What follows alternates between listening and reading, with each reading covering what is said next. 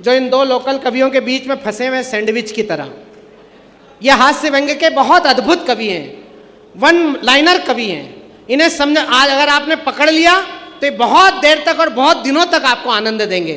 मौलिकता में और गजल कहने में, गीत कहने में, कविता कहने में, हास्य व्यंग्य श्रृंगार, और अगर कुछ ना सुना जाए तो फिर भंगार, सब रस के सिद्धस्त कवि हैं। भाई दीपक गुप्ता जो फरीदाबाद से हमारे बीच आए, एक बार उनके लिए भी जोरदार तालियां बजाइए। नाथद्वारा श्रीनाथ जी के दरबार से एक पंडित हमारे बीच आए हैं जो वहाँ के कर्मकांडी ब्राह्मण हैं और इतने आत्मविश्वासी ब्राह्मण हैं। नाथद्वारा आपके बीच आए ठाकुर जी के दर्शन करने तो सुनील व्यास से संपर्क करें। ये इतने आत्मविश्वासी ब्राह्मण हैं कि किसी जिंदा आदमी का भी श्राद्ध कर दें तो वो आपको दूसरे दिन मरा पड़ा मिले। ये कौशल इनके पास है। ये फिल्मों में भी काम करते हैं, बहुत सारी फिल्में इनकी आई है। अभी एक लेटेस्ट फिल्म आई है जिसमें ये काम कर रहे हैं। तो अभी मैं और हरिओम पवार जी एक दिन दिल्ली में वो फिल्म देखने गए तो ये हमको दिखा नहीं, तो हमने इसको आके फ़ोन करा। मैंने कहा तू तो इस फिल्म में है ही नहीं। बोले नहीं हूँ मैं। हमने फिर दूसरी बार उसको डाउनलोड करके देखी तो फिर भी नहीं दिखा। फिर हमने इसको फ़ोन करा कि तू तो दिखा ही नहीं। तो बोले अरे भाई साहब वो जो बोरे के अंदर लाश है ना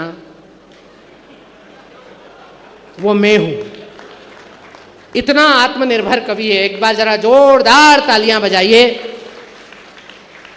vocal for local Modi ji का मूल सिद्धांत है और उस वोकल फॉर लोकल के तहत दो कवि यहाँ पर हैं हमारे लोकल। और कोई कवि लोकल नहीं होता, कोई अखिल भारतीय अंतर्राष्ट्रीय नहीं होता। हम देवास में लोकल हैं, हरिओम पवार जी मेरठ में लोकल हैं, अरुण जेमिनी दिल्ली में लोकल हैं। लेकिन आपके नगर के नाम को लेकर अगर कोई कवि देश दुनिया में जाता है तो वो आपका राजेश रुद्राक्ष है। एक बार अपने राजेश भाई के लिए जोरदार तालियां बजाइए। आदरणीय पांडे जी से मेरा पहला परिचय है, मैं मिला जरूर हूँ लेकिन मैं सुनने आज उन्हें पहली बार जा रहा हूँ। आदरणीय पांडे जी के लिए भी एक बार जोरदार तालियां बजाइए। अतिथि कवियों से ज्यादा तालियां अपने दोनों लोकल कवियों के लिए बजाइए। एक बार मैं देखना चाहता हूँ कितनी तालियां बजती। जोरदार तालियां बजाइए। आदरणीय मंत्री जी कहीं क्या? बागरी जी हैं, प्रतिमा बागरी जी यहाँ बैठी हैं। आज मैंने उनका भाषण सुना नगरीय निकाय के सम्मान समारोह में। ऐसा बोल रही थी जैसे कोई साध्वी प्रवचन कर रही हो। आज उनका भाषण हुआ तो उन्होंने कविता सुना दी। ये होता है आत्मनिर्भर भारत।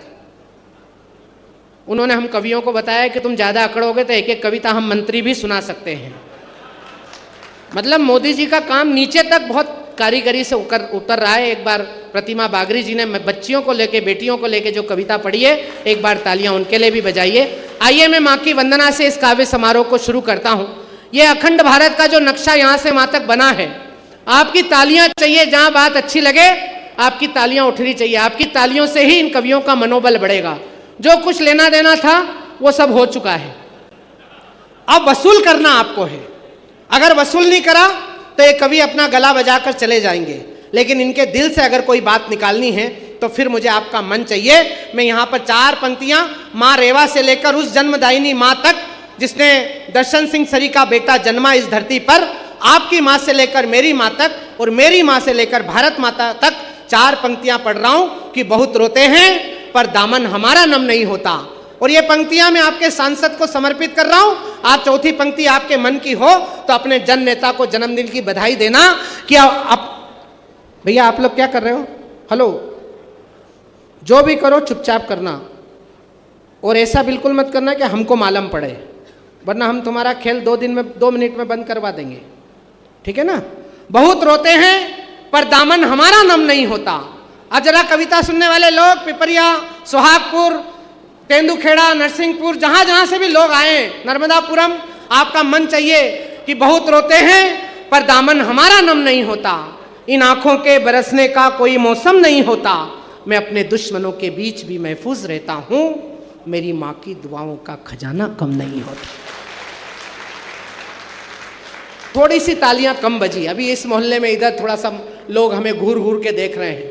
कुछ लोग ये सोच रहे हैं कि हरिओम पवार ने कितने पैसे लिए होंगे। कुछ लोग सोच रहे हैं कि हरिओम पवार भोपाल से कैसे आए होंगे।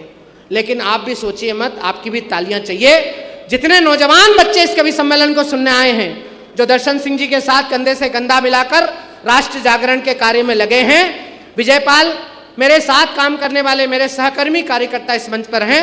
हम सब ने अखिल भारतीय विद्यार्थी परिषद और संघ की 1 घंटे की पाठशाला से काम शुरू किया है। जीवन में कभी कोई अच्छा काम करने जाओ और कोई पुरोहित ना मिले तो हिंदी कविता के बड़े कवि मंगल नसीम की 2 पंक्तियां याद रखना।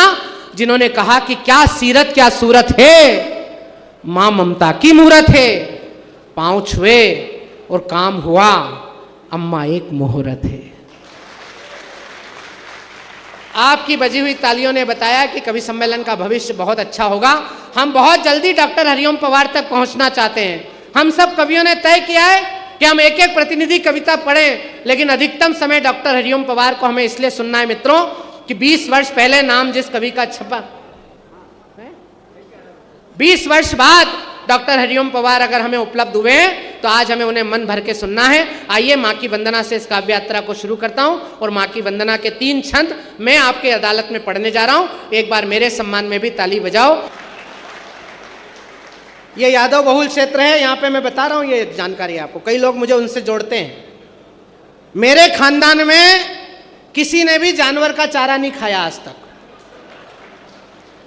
मैं 10 साल नगर निगम में सभापति रहा, पार्षद रहा, सब रहा, लेकिन मेरे खानदान में किसी ने सरकारी बंगले की टोटी को हाथ भी नहीं लगाया। और अगली बात पहुंच जाए, व्यंग पहुंच जाए, तो फिर मुझे आपका आशीर्वाद चाहिए। मुझे गाय के गोबर से दुर्गंध भी नहीं आती है। मैं दर्शन सिंह जी के साथ किसान संघ में काम करने वाला आपका ISI ब्रांड यादव हूं। पहले इस्तेमाल करो, फिर विश्वास करो। विश्वास हो गया हो तो अब मेरे सम्मान में एक बार ढंग से ताली बजाओ। नहीं बजाते तो हरिओम पवार जी मुझे छेड़ते कि तेरे में तो बजी नहीं। इसलिए थोड़ा ध्यान रखना अपने लोकल कवियों का भी, हमारी भी इज्जत का सवाल है। 2-3 पगड़ियाँ मुझे दिख रही, मैं इन पगड़ियों को गुरु गोविंद सिंह जी महाराज की दशमेश परंपरा को, गुरु गोविंद सिंह जी महाराज को गुरुद्वारा समझकर प्रणाम करते हुए कविता की यात्रा शुरू कर रहा हूँ। किसी भी महफिल में, किसी भी रास्ते पर, किसी भी सदन में एक भी सरदार दिख जाए तो उसे इसलिए झुक के प्रणाम करना दोस्तों कि अगर हमारे सनातनी इतिहास में ये दशमेश गुरुओं की परंपरा नहीं होती तो अभी हम सब लोग नमाज पढ़ रहे होते। तालियां कमजोर हैं आपकी। गुरु गोविंद सिंह जी महाराज के 4 बेटे थे, 2 बेटे चमकौर के युद्ध में शहीद हो गए थे, 2 बेटे सरहिंद की दीवार में चुनवा दिए गए थे। लोगों ने कहा गुरुदेव चारों बेटे चारों धर्म पर वार दिए, तो गुरुदेव ने जो कहा हम के ही निज हिंदवन के वास्ते वार दिए सुचार, वार दिए तो क्या हुआ जीवित कई हजार। और तालियां तो अब बजेंगी। डॉक्टर हरिओम पवार ने कहा कि हम कर्जा खाए बैठे हैं गुरु गोविंद की कुर्बानी का। अब जरा बताना कि आप हरिओम पवार जी को सुनने के लिए एकत्रित हुए। हम कर्जा खाए बैठे हैं गुरु गोविंद की कुर्बानी का, हम क्या एहसान चुकाएंगे उनकी आंखों के पानी का। हम उनकी पूजा करते हैं आजादी के आधारों में, जिनके आगे जिनके 2-2 बेटे चुन गए दीवारों में। आइए मैं मां की वंदना के 3 छंद पढ़ के अपनी यात्रा शुरू करता हूं। पहला कवि आपके बीच बुलाता हूं। एक बार मुझे वंदना करने की अनुमति दे दीजिए तालियां बजाकर, और बस यहां से कवि सम्मेलन अब शुरू होने जा रहा है। अगली पंक्ति में जो लोग बैठे हैं वो बिल्कुल ऐसे हाथ बांध के ना बैठे। आप विवेकानंद बन के बैठे रहे तो इसमें से एक आधी कवि हे से था हो जाएगा। किसी कवि सम्मेलन को फ्लॉप करना हो तो 5-7 सुमड़े लाके आगे बिठा दो, वो कवि सम्मेलन अपने आप निपट जाएगा। ये भी नहीं पता पड़ेगा कि कवि क्यों मरा। और कवि सम्मेलन को जमाना हो तो आगे बैठे हुए श्रोताओं की प्रतिक्रिया हम तक पहुंचनी चाहिए। आप VIP हो, आपको सोफा मिला है, आपको थोड़ा सा कैटेगरी वाइज भी आगे बिठाया है, इसलिए आपकी जिम्मेदारी बढ़ जाती है। मंच पर जितने लोग हैं बैठे हुए, जितने अतिथि जो खड़े हैं, जो व्यवस्था में लगे हैं, शास्त्र में, पुराण में, गीता में, रामायण में ऐसा कहीं नहीं लिखा है कि खड़े हुए लोग ताली नहीं बजाएंगे। अगर आप जिंदा हो और कविता सुन रहे हो